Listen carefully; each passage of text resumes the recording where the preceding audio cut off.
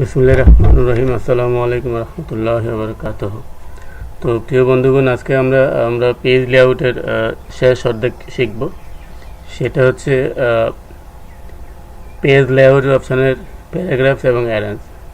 অর্থাৎ প্যারাগ্রাফসে বেসিক্যালি মূল বিষয়টা হচ্ছে আমরা প্যারাগ্রাফস যখন লিখব তখন অর্থাৎ আমরা যখন লিখব একটা পেজের উপরে যখন লেখাগুলো লিখব, আমাদের এই লেখাগুলো কোন লেখাটা কোথা থেকে শুরু হবে, কতটুকু লেফট থেকে শুরু হবে, কতটুকু রাইট থেকে শুরু হবে, কোন সাইজে হবে, উপরে কতটুকু থাকবে, নিচে কতটুকু থাকবে লেখাটা।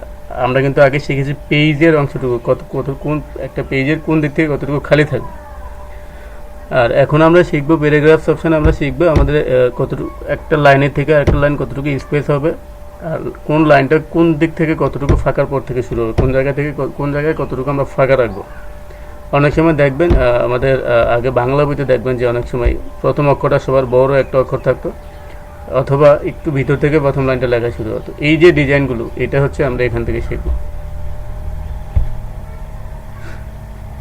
আমরা লেফট, রাইট, আফটার, বিফোর, এটা হচ্ছে ইন্টেন্টের কাজটা হচ্ছে আমরা কোথা থেকে কতটুকু ইন্টেন্ট করবো।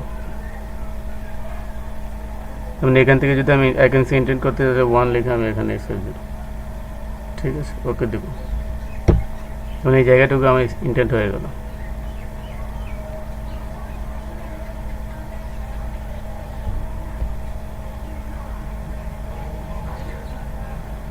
এটা হচ্ছে আমার লাইনের আগে কতটুকু থাকবে, লাইনের পরে কতটুকু থাকবে।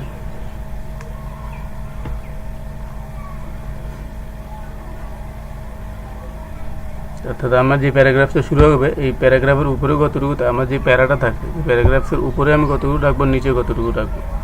দেখেন উপরে কতটুকু পর থেকে লেখা শুরু হবে, নিচে কতটুকু উপর আপ থেকে লেখা শুরু হবে। এই হচ্ছে বেসিক্যালি আসলে মূল থিংসটা এখানকার।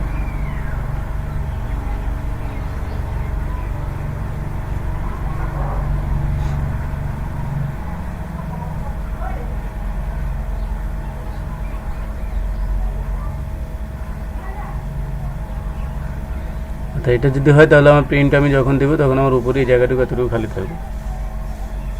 যদি এভাবে খালি রেখে করতে চাই তাহলে লেখা থাকবে। অথবা আমি কাস্টম ইউজ করতে পারি এখান থেকে বিভিন্ন অপশন। আমার এখানে কিন্তু আমার দেওয়া আছে, কাস্টম দেওয়া আছে। আমি চাইলে নিজে ম্যানুয়ালি বসিয়ে করতে পারবো আমার কোথা থেকে কতটুকু আমার দরকার। কিন্তু সিস্টেম হয়তো আমি বাই ডিফল্ট যেগুলো দেওয়া আছে তার থেকে আমার কম দরকার, বেশি দরকার হলে আমরা এই অপশানটা ইউজ করবো। এখানে বিভিন্ন লেভেলও দেওয়া আছে, আপনার সব কিছু এখানে দেওয়া আছে। জাস্টিফাইড, রাইট, টেক্সট, এগুলো দেওয়া আছে এখানে। স্পেসিং তো বললামই যে আপনি কতটুকু উপরে স্পেস রাখবেন, নিচে কতটুকু স্পেস রাখবেন, প্যারাগ্রাফসের আপ ডাউনে স্পেস কতটুকু রাখবেন সেটা এখানে দেখাচ্ছে। এবার আমরা চলে আসি আমাদের অ্যারেঞ্জ হচ্ছে যে আমি আমার একটা ফটো আমি দিলাম পেজে। এখন এই ফটোটা আমার পেজের কোন জায়গায় থাকবে আমি টেনে না নিয়ে চাইলে এখান থেকেও আমি অটোমেটিক্যালি ইউজ করতে পারবো। আমি যেখানে দড়িয়ে এখানে আমার ফটোটা কিন্তু ওখানে চলে যাচ্ছে। একটু ছোটো করে নেই তাহলে সুবিধা হবে। দেখেন তখন আমি এখানে জাস্ট ওকে করে দিলে ওখানে আমার ঠিক ওই জায়গায় আমার ফটোটা সেট হয়ে যাবে। র্যাপ টেক্সটের বিষয়টি আমি বলছি। এটা হচ্ছে আপনার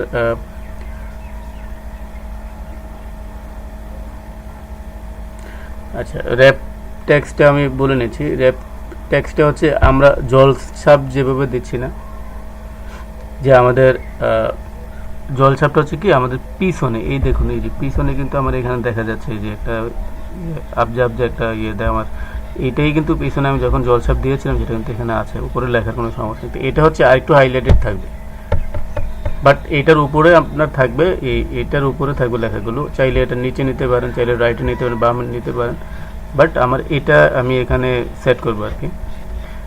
দেখাচ্ছি আমি আপনাদের।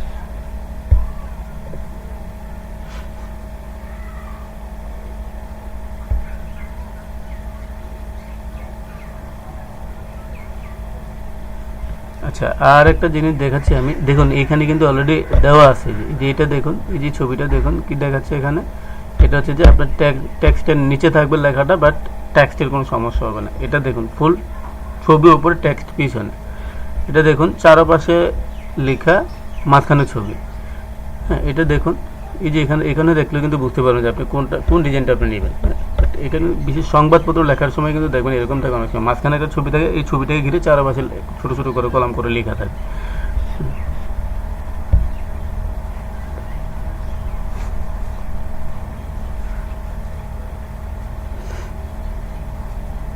আসলে ডিজাইন করার সময় দেখবেন যে অনেক সময় অনেক কাজ লাগে। আসলে কম্পিউটারের কাজ কিন্তু অনেক প্রসারিত কাজ, অল্প একটু না। আমরা হয়তো আমাদের যতটুকু প্রয়োজনীয় ততটুকু আমরা ইউজ করি, ততটুকু আমরা ব্যবহার করি, বাট আসলে কিন্তু কম্পিউটার কিন্তু এখানেই সীমাবদ্ধ নয়। কম্পিউটার অনেক প্রসারিত বিষয়। যত আপনি জানবেন, যত আপনি শিখবেন, ততই আপনার জ্ঞানের পরিধি বাড়বে। অতএব কোনোটাকেই তুচ্ছ করা যাবে না, তুচ্ছ ভাবা যাবে না যে এটা না হলেও চলবে, এরকম আসলে কিছু না। সবগুলো আমাকে শিখতে হবে। আমার যখন যেটা আমার কাজে লাগবে আমি তখন সেটা ইউজ করবো।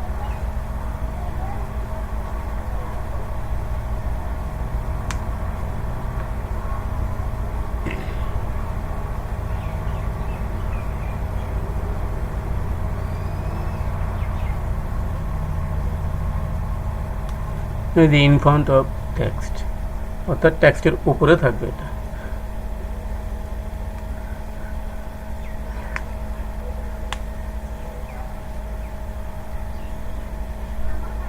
এটা হচ্ছে আপনার ব্রিং ফরওয়ার্ড, ব্রিং ব্যাকওয়ার্ড, অর্থাৎ স্যান্ড ব্যাকওয়ার্ড, পিছনে নেওয়া, সামনে আনা।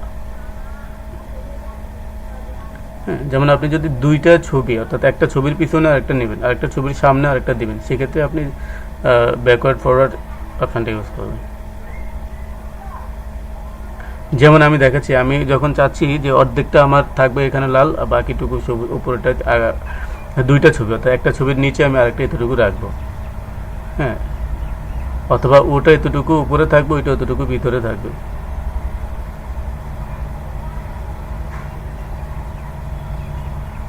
এটা হচ্ছে বেসিক্যালি সিলেকশন প্যানটা। আসলে এটা এরপর হচ্ছে অ্যালাইন।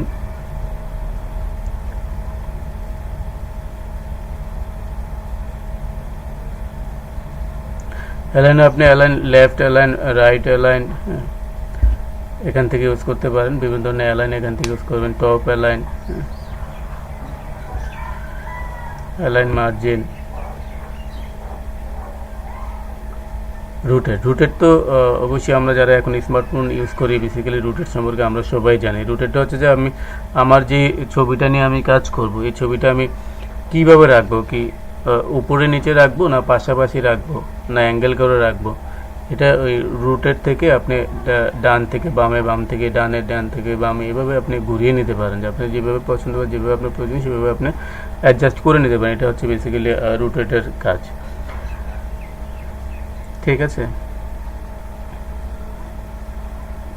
তো আজকে আমরা মোটামুটি আমাদের মাইক্রোসফট ওয়ার্ড ক্লাস 6 বাংলা টিউটোরিয়ালের অপশন শেষ করলাম।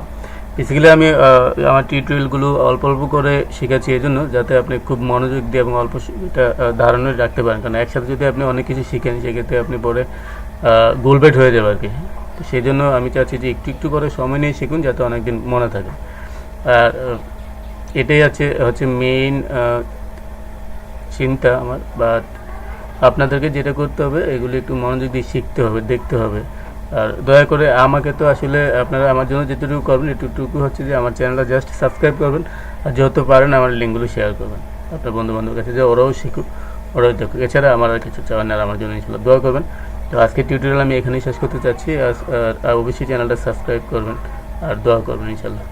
কারণ আমি আপনাদের কাছে এখানে এতটুকুই চাচ্ছি। এখন আপনি যদি এগুলো শিখতে চান, ট্রেনিং সেন্টারে আপনাকে ভর্তি হতে হবে, যেতে হবে, আসতে হবে, সময় নষ্ট হবে, ওখানে থাকতে হবে।